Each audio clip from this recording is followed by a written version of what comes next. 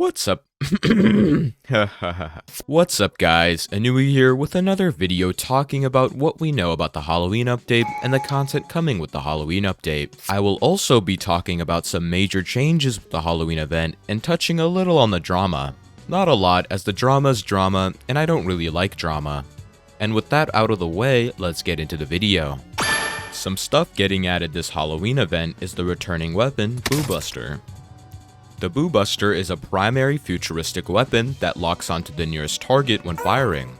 It costs 3,600 tickets and deals 14 damage at a rate of 550 rounds per minute with 77 range. It has 140 ammunition with 0 reserve, and armors that give spare mags do not give the Boo Buster any reserve ammo. A ready-to-die exclusive weapon coming this Halloween update are the Dual Hollows, a secondary type weapon being dual-wielded automatic pistols. The Dual Hollows deal 17 damage at a rate of 520 rounds per minute, holding 24 bullets in the chamber with 4 reserve magazines. The Dual Hollows accuracy being 115 and range being 95, allowing you to hit your targets from a semi-medium distance. Bullets the Dual Hollows fire have a chance of proccing short ticks of the burn status effect on your targets. The Dual Hollows are the first community-submitted event weapons. Another ready-to-die exclusive weapon coming this Halloween update is the AAC Honey Badger. The AAC Honey Badger is a rank 35 primary suppressed assault rifle dealing 40 damage with a rate of fire of 800 rounds per minute, chambering 35 bullets per magazine with 2 reserve magazines. The Honey Badger has 130 accuracy and 180 range, allowing for long-distance engagements. This gun seems to be a better FAMAS, firing less rounds per minute, however has longer range and slight increase in damage. A returning mount coming to Ready to Die is the Pumpkin Bot. The Pumpkin Bot is a mountable version of the Pumpkinator boss with 2 controller sticks on each side. Pumpkin Bot has a slow walk speed of 12, however, has a high jump power / reach of 70. The Pumpkin Bot is equipped with 2 guns on each side that deal 35 damage at a rate of 1040 rounds per minute, holding 140 bullets.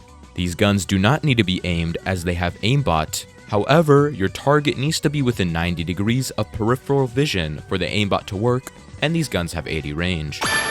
A returning armor from Reason to Die Awakening arriving and Ready to Die is the Pumpkin Vest. The Pumpkin Vest gives 65 extra HP and 1 magazine.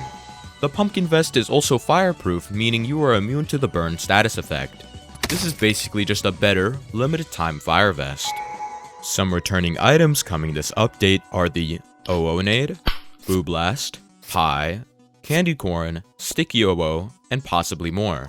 I was surprised that only a few got added to the main game, however, behind the scenes, more items could possibly be added, same with armor. 2 new maps coming this update are Crab Coast and Ice Aground. Here is some footage of me checking out the maps. Crab Coast, Crab Coast, Crab Coast, Crab Coast, Crab Coast. Okay, shoreline, pretty good, pretty good. There's a little cabin, right? Where are the spawns? Yo. Wait, wasn't this on the survival map? Okay, wait. No! Overall opinions, pretty good map, pretty good map. Yo, Ice Aground. Alright, first thing I want to say, this is going to be a really lit campaign once they add it. Oh, man. So, this is night right here. Very, very nice looking. Sunset. I think sunset will be voted a lot. This is the most brightest. Day and morning. Lighthouse there. We have a little house here. I feel like with the hammer, this will be like the most campable spot, right? People are just going to be building their fortresses over here, right? A little area over here. Right, I like how the zombie spawns are behind cover, which is pretty nice. We got 2 little things here, but the main thing is this thing right here. It's the actual submarine, right? You can go in here. Look at that. This is the campaign. Bro, so many people are gonna be dying in here. So many people are gonna be dying in these. Yep. Because like while you're doing the campaign objectives, like what did that be, like repairing pipes or something? Like, what are you gonna call for rescue, or like are you gonna get this thing to be moving? Like what the oh, radiation. So this will probably kill you if you don't know what you're doing. But yep, all I have to say, this is actually, I think, one of my favorite new maps coming up. Like, I just really like the atmosphere, right? So yeah, pretty good map. Overall, pretty good.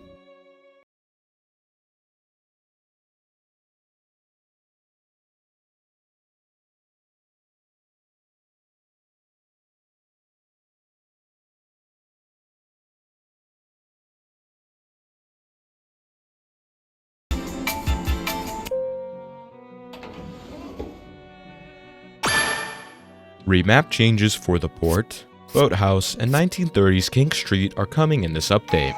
The port seems to have some weather changes, while boathouse and King Street are more sinister looking and look well festive for Halloween, containing pumpkins, glowing mushrooms, and a more sinister / dark atmosphere and environment. I can't wait to see these maps in game. A returning zombie from the R2DA roster is the Digger, or Miner, whatever you want to call it. The Digger may be able to inflict a bleed status effect on Scratch, but we don't know that yet. However, it has been brung up by Scott. Not going into too much detail since it is from R2DA, however, you can dig into the ground and ambush survivors when you exit the ground. There are some particles that can be noticed by survivors to tell them that a digger is rapidly approaching or nearby. Some new or returning mechanics / quality of life improvements coming this update are zombie rewards and end of match rewards for zombies. I made a video about this, so you should watch that. However, to summarize, zombies will now be rewarded cash and XP for their efforts, meaning damaging survivors will grant cash and XP, and at the end of the match, depending on what you did, you will be rewarded cash and XP. Along with this, the Brute got some changes. Every 150 seconds, the Brute cap will go up by 1, starting from 1 up to 4 at 600 seconds.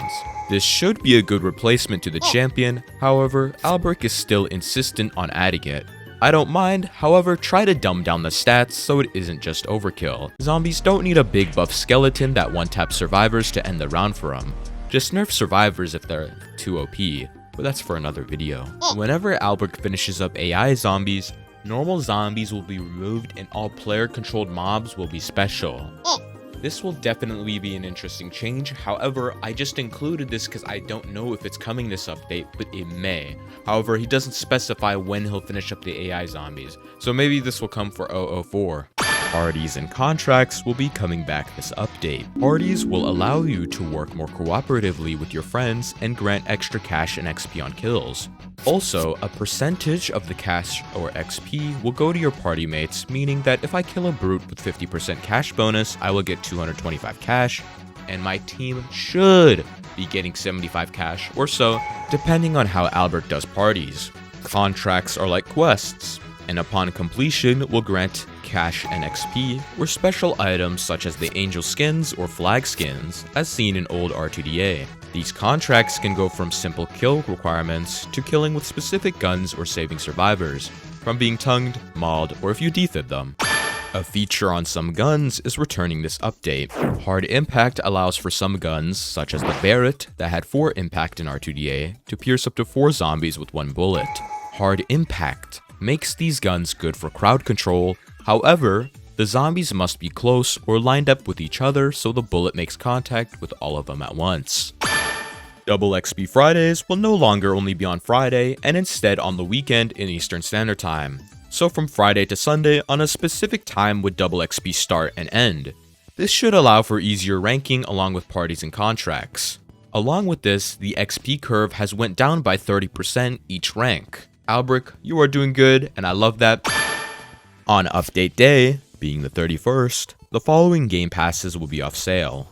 Barrett 50 caliber, Krombit, and FAMAS, with some new game passes being on sale such as the Dragunov, Honey Badger, Dual Daggers, and Tommy Gun with a free drum mag attachment. All non-event game passes, including the new ones, will be discounted on Black Friday, November the 24th, and holidays such as December 24th to the 26th. Yo, that's the end of the video. About like the drama part and some big news, everything else is like pure yap. But what you need to know is that there will be no bosses or mini games for this Halloween event, right? As they're gonna focus more on Christmas and the core game, right? You could see that with like, you know, the contracts, parties, and new maps, right? But that's all you need to know, right? And also the events will run till like mid-November or something. Same with the aquatic event. But yeah, that's about it. See ya. I try to take a take on like the longer videos, right? Some people wanted that, so yeah, whatever. Here it is.